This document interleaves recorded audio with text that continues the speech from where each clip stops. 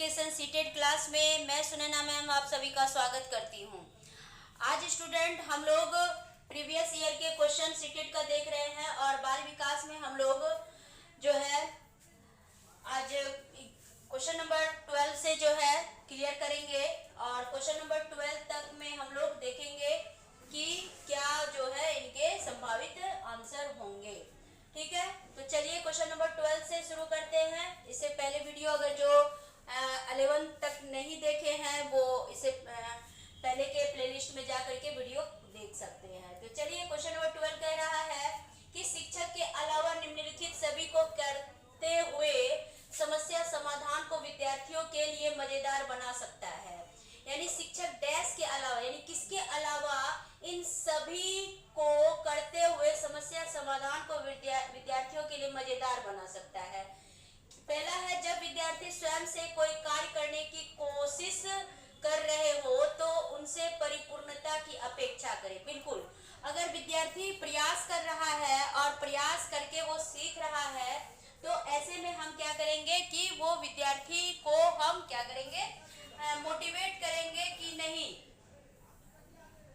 Motivate करेंगे कि नहीं तुम अच्छा कर रहे हो और बिल्कुल करो, ये हम करके उसे मनोबल बढ़ा सकते हैं। तो जब विद्यार्थी स्वयं कोई काम करेंगे तो हम उसके करने की कोशिश को जो है पूर्णता पर आधारित करेंगे। चलिए नेक्स्ट है दूसरा ऑप्शन को देखते हैं।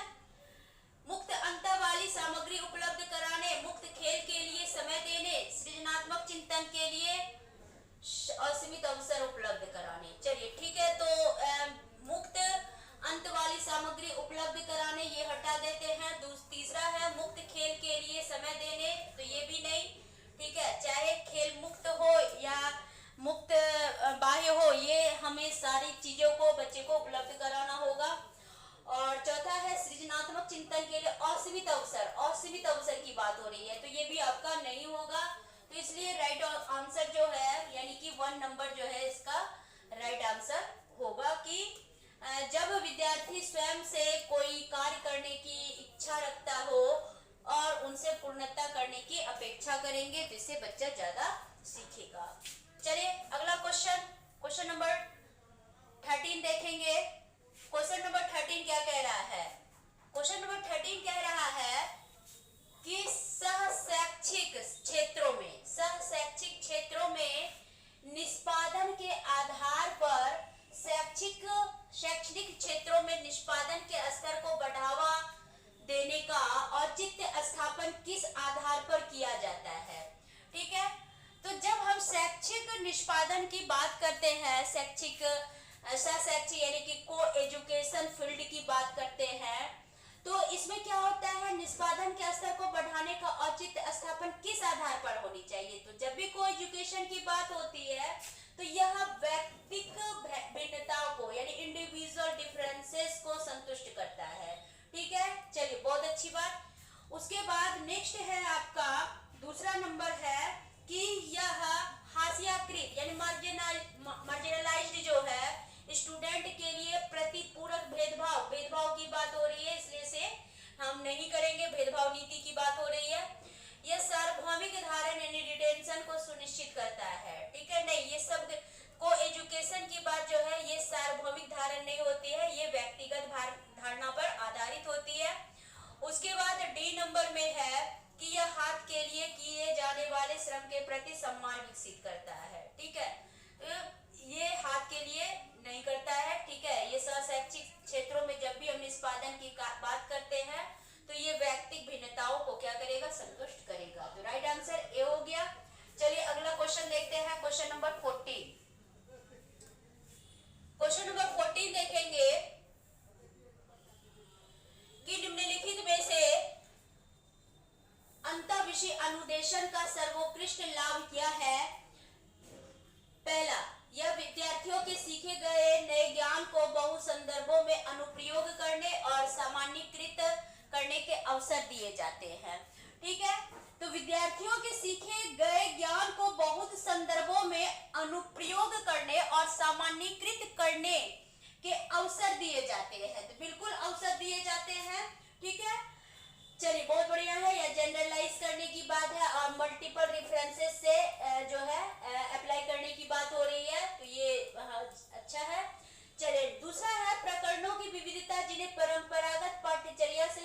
अनोदित होने की कम संभावना होती है, शिक्षकों के अभिभूत होने की कम संभावना है? नहीं, ज्यादा संभावना होती है। बच्चे अलग अलग टॉपिक से और जितने भी मतलब कि परंपरागत पाठ्यचर्या है इससे जो है टीचर काफी रिलेटेड होते हैं, ठीक है, ये कम संभावना नहीं होती है।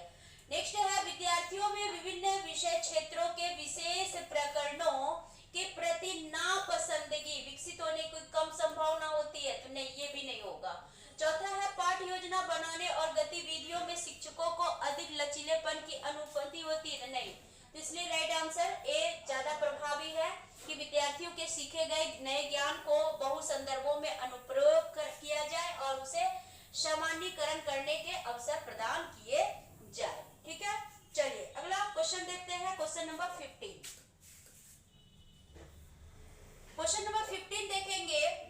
क्वेश्चन नंबर 15 कहता है विद्यार्थियों के पोर्टफोलियो के लिए सामग्री का चयन करते समय डैश का डैश होना चाहिए, ठीक है। तो सबसे पहले जब देखिए, जब पोर्टफोलियो की बात होती है तो पोर्टफोलियो का जब हम सामग्री का चयन करते हैं तो ऐसी स्थिति में क्या होता है कि चयन करते समय विद्यार्थी का तो होना एकदम जरूरी है, और पोर्टफोलियो तभी आप कर पाएंगे जब विद्यार्थियों में क्या हो, समावेशन हो, ठीक है। विद्यार्थी में या विद्यार्थी का शिक्षकों के साथ या शिक्षक का विद्यार्थी के साथ ये समावेशन नहीं होगा, इंक्लूजन नहीं होगा, तब तक जो है हम पोर्टफोलियो सामग्री की चयन करने की बात ही नहीं करेंगे। अभिभावक का तो कुछ नहीं होता है क्योंकि बच्चे का होता है, यहाँ है बहिष्करण की बात, ठीक है, तो ये भी नहीं होगा, और यहाँ है अन्य शिक्षकों के बारे में है तो इसलिए ये भी नहीं होगा, तो विद्यार्थी और समावेशन की बात होगी। चलिए क्वेश्चन नंबर 16 देखेंगे। क्वेश्चन नंबर 16 की बात करते हैं। क्वेश्चन नंबर 16 कहता है कि सफल समावेशन को निम्नलिखित की आवश्यकता होती है। जब भी हम समावेशन की बात करते हैं, सफल समावेशन जो होता है ये व्यक्तिगत होता है, ठीक है। तो हम समावेशन तभी होता है, यानी कि हो सकती है कि हमारी रुचि और अन्य की रुचि क्या हो, अलग अलग हो, तो अलग अलग बच्चे के अलग अलग इंटरेस्ट और एटीट्यूड के अकॉर्डिंग क्या होते हैं, उनके जो सक्सेस इंक्लूजन की बात होती है ये भी क्या होती है, अलग होती है। तो पृथक्करण हम इसे ले सकते हैं। अभिभावकों की भागीदारी, इसमें ये नहीं होगा, अभिभावकों की भागीदारी लाग रहेगी, लेकिन हम जब तक नहीं चाहेंगे, बच्चे नहीं चाहेंगे, तब तक हम सफल समावेशन की बात नहीं कर सकते हैं। क्षमता संवर्धन, ठीक है, क्षमता संवर्धन यानी कि किसी के कैपेसिटी को जब मतलब कि संवर्धित किया जाए तो इसमें सफल समावेशन, तो ऐसी बात नहीं कि बहुत ज्यादा एनर्जी लगा देने पर, क्षमता लगा देने पर भी क्या होते हैं, वो उसको हमें स्किलफुल बनाना होगा, तो इसलिए क्षमता संवर्धन करने से नहीं होगा, ठीक है। उसके बाद है संवेदनशील बनाना, संवेदनशील भी हम इसे नहीं बनाएंगे। तो पृथक्करण यानी कि अलग अलग मतलब कि तथ्यों की या अलग अलग बातों की जरूरत होगी, और जहां हमें जिसकी आवश्यकता होगी उनके साथ हमें अलग अलग प्रक्रिया से क्या करना होगा, कोरिलेट होना होगा, तभी हमें समावेशन की बातें हम सुनिश्चित कर पाएंगे। चलिए नेक्स्ट अगला क्वेश्चन देखेंगे। क्वेश्चन नंबर 17 देखते हैं। क्वेश्चन नंबर 17 क्या कहता है कि वे शिक्षार्थी जो समृद्ध ज्ञान और शैक्षणिक दक्षता की हार्दिक इच्छा प्रदर्शित करते हैं तो उसके पास क्या होती है, ठीक है। तो पहला है निष्पादन परिहार अभिविन्यास, परिहार विन्यास, कार्य परिहार विन्यास, नैपुण्यता अभिविन्यास, और चौथा है निष्पादन उपागम अभिविन्यास, ठीक है। तो यहाँ हम क्या देखेंगे एक बात कि शिक्षार्थी का जो समृद्ध ज्ञान होता है और शैक्षणिक दक्षता जो होती है ये मूल रूप से क्या होती है, निष्पादन उपागम अभिविन्यास पर आधारित होगी, ठीक है। यानी कि आप शैक्षणिक दक्षता को प्राप्त करने में अपना पूरा एनर्जी लगा देते हैं, अपनी पूरी हिम्मत, अपनी पूरी ताकत, अपने पूरे मतलब कि इंटरेस्ट को लगा देते हैं। किसके कारण, तो वहां मौजूद जो भी मतलब कि उपागम होते हैं, अप्रोचेज होते हैं, उसके कारण। तो दोनों में कोरिलेशन करके, ठीक है, दोनों को साझा करके हम क्या करते हैं, यानी कि ज्ञानों को समृद्ध बनाते हैं और शैक्षणिक दक्षता की हम प्राप्ति करते हैं, तो इसलिए डी नंबर होगा। अगला क्वेश्चन देखेंगे क्वेश्चन नंबर 18 में, ठीक है। तो क्वेश्चन नंबर 18 कह रहा है कि निम्नलिखित में से कौन सी विशेषता समस्या समाधान उपागम की बात है बच्चे, ठीक है। इसका विशेष चिन्ह है, सही उत्तर प्राप्त करने का सामान्यतः सही उत्तर को हम मतलब कि सॉल्व करने के लिए कई उपागम को हम क्या कर सकते हैं, हेल्प ले सकते हैं। ऐसा नहीं कि कोई एक उपागम है और उससे मतलब कि हेल्प होता है, ऐसी बात नहीं है। दूसरा है समस्या समाधान केवल एक सिद्धांत या प्रकरण पर आधारित होता है।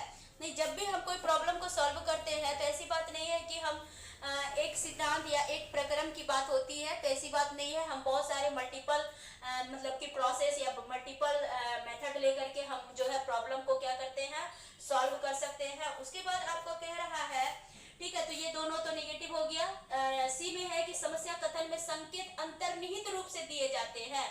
हाँ, इंडिकेशन होता है कि कोई भी प्रॉब्लम को सॉल्व करने के लिए हम कौन कौन से मतलब कि टॉपिक का कौन सा इंटरनल पार्ट हम ले, जिससे कि हम जो है उन प्रॉब्लम को क्या कर सके, दूर कर सके। और समस्या जो होती है वो क्या होती है, मौलिक होती है। हाँ, हर व्यक्ति की समस्या क्या होती है, उनकी मौलिक होती है, लेकिन हर समस्या के क्या होते हैं, इंडिकेशन क्या होते हैं, उनमें मौजूद होते हैं, अंतर्निहित रूप से क्या होते हैं, शामिल होते हैं। तो इसलिए सी और डी में अगर बेस्ट देखा जाए तो सी नंबर जो है राइट आंसर होगा। ठीक है, चलिए अगला नेक्स्ट क्वेश्चन नंबर 19 देखेंगे। क्वेश्चन नंबर 19 क्या कह रहा है कि मोनिका जो गणित की शिक्षिका है, क्वेश्चन 19 हम देख रहे हैं बच्चे, ध्यान से देखिएगा। तो क्वेश्चन 19 कह रहा है कि मोनिका जो गणित की शिक्षिका है, ठीक है, यानी मैथमेटिक्स की टीचर है मोनिका, और राधिका से एक प्रश्न पूछती है, लेकिन क्या है, राधिका से जो प्रश्न का उत्तर नहीं मिल पाता है और वह तुरंत मोहन से दूसरा, यानी कि मोनिका जो है टीचर जो है वो दूसरा प्रश्न पूछती है। ठीक है, मतलब कि किससे, तो एक कौन लड़के से, तो मोहन नाम के लड़के से। ठीक है, तो जब उसे महसूस होता है कि मोहन उत्तर बताने में संघर्ष कर रहा है, यानी कोशिश कर रहा है, ठीक है, तो कोशिश कर रहा है, तो वह अपने प्रश्न के शब्दों को बदलता है, प्रश्न के शब्दों को बदलता है। ठीक है, यानी कि मैम ये नहीं ये होगा। ठीक है, तो ये जो बातें हैं, तो मोनिका की यह जो प्रवृत्ति है, ये टीचर का जो मतलब कि एक मतलब कि प्रवृत्ति जो है, क्या चीज प्रदर्शित करता है। पहला है कि अपने सवाल के प्रति थोड़ा घबरा गई। नहीं, ऐसी बात नहीं है कि सवाल के प्रति घबरा गई, कंसेप्ट की कमी हो सकती है। दूसरा है मोहन का पक्ष लेकर लिंग भूमिकाओं में रूढ़िबद्धता को बढ़ावा दे रही है। हाँ, यहाँ ये है कि मोहन का पक्ष लेकर के वो लैंगिक भूमिका जो है उसमें रूढ़िबद्धता को बढ़ावा दे रही है। उनका पहले मानसिकता था कि राधिका जवाब नहीं देती, तो अब चलो एक लड़के से पूछते हैं, तो लड़कियां नहीं पढ़ रही है, लड़के से अब देखते हैं कि लड़के पढ़ते हैं कि नहीं पढ़ते, इसका जवाब देते कि नहीं देते हैं। तो ये लैंगिक भूमिका यानी कि जेंडर रोल को क्या कर रही है, बढ़ावा दे रही है। ठीक है, तो इसलिए यहाँ हम इसको थोड़ा सा चलिए ले लेते हैं। अगला देखते हैं कि राधिका को किसी उलझनपूर्ण स्थिति में नहीं डालना चाह रही है। तो ये बात नहीं है कि क्वेश्चन पूछने का मतलब है कि उलझन में डालना, ये बात नहीं है। ठीक है, नेक्स्ट है, इस तथ्य से पूर्णतः परिचित है कि राधिका सवालों के जवाब देने के योग्य नहीं है। ठीक है, तो ऐसी बात नहीं है कि जो बच्चे मतलब कि सवाल का जवाब नहीं देते हैं, तो ऐसी बात नहीं है कि उनमें क्या है, वो जवाब देने के लायक नहीं है, जवाब देने के योग्य नहीं है। हाँ, ये हो सकता है कि आप मतलब कि बच्चे को उस उत्तर के कंसेप्ट पता नहीं हो, या टीचर उस कंसेप्ट को देने में सक्षम नहीं हो, या बच्चे ने सही से समझा नहीं हो। बहुत सारी बातें हो सकती है जिसके कारण क्या है कि हम ये ऑप्शन की ओर नहीं जाएंगे। इसलिए क्या है कि मोहन का पक्ष लेकर लैंगिक भूमिका में रूढ़िबद्धता को बढ़ावा दे रही। तो राइट आंसर क्या हो गया, बी हो गया। चलिए लास्ट हम क्वेश्चन की बात करेंगे। आज हम लोग 20 क्वेश्चन तक डिस्कस करेंगे। चलिए आगे बढ़ते हैं हम लोग क्वेश्चन नंबर 20 की ओर। ठीक, चलिए क्वेश्चन नंबर 20 की ओर चलेंगे। क्वेश्चन नंबर 20 देखते हैं हम लोग। कह रहा है कि एक सशक्त विद्यालय है अपने शिक्षकों में निम्नलिखित योग्यताओं में से किसे सर्वाधिक बढ़ावा देगा। तो किसे सर्वाधिक बढ़ावा देगा भाई, तो देखिए जब भी एक सशक्त विद्यालय की बात होती है तो वहां पे मतलब कि अनुशासन भी मायने रखते हैं, टीचर के मेमोरी भी मायने रखते हैं, परीक्षण करने की प्रवृत्ति भी होनी चाहिए। लेकिन ये इन सारी चीजों के साथ क्या होनी चाहिए, टीचर में प्रतिस्पर्धा होनी चाहिए, बच्चों में कंपटीशन होनी चाहिए। तो ये एटीट्यूड जितना अधिक विद्यालय में रहेगा, विद्यालय उतना क्या होगा, सशक्त बन पाएगा। ठीक है, तो कंपटीशन को हम क्या करेंगे, एज ए प्रॉब्लम के रूप में जो है क्या करेंगे, डेवलपमेंट के दृष्टिकोण से क्या करेंगे, रखेंगे, जो कि क्या करेगा, एक सशक्त विद्यालय को बढ़ावा देगा। तो इसलिए राइट आंसर क्या हो जाएगा बच्चा, ए नंबर होगा। तो चलिए स्टूडेंट, आज हमने 20 क्वेश्चन को जो है यानी कि 12 से लेके 20 क्वेश्चन को डिस्कस किया। अगले वीडियो में पार्ट 3 में हम लोग जो है 21 से 30 क्वेश्चन को सॉल्व करेंगे। आप लोग हमारे वीडियो पर बने रहे और एक एक क्वेश्चन आपके लिए बहुत ही इम्पोर्टेंट है और जिसे कि हो सकता है कि आपके सीटेट एग्जामिनेशन में ये क्वेश्चन आ जाए और आप किसी अचूक मतलब की बातों से जो है चूक ना जाए। तो इसलिए हमारे वीडियो को जरूर फॉलो करें। फिर हम लोग अगले नेक्स्ट वीडियो के साथ मिलते हैं। तब तक के लिए आप सभी को बाय बाय।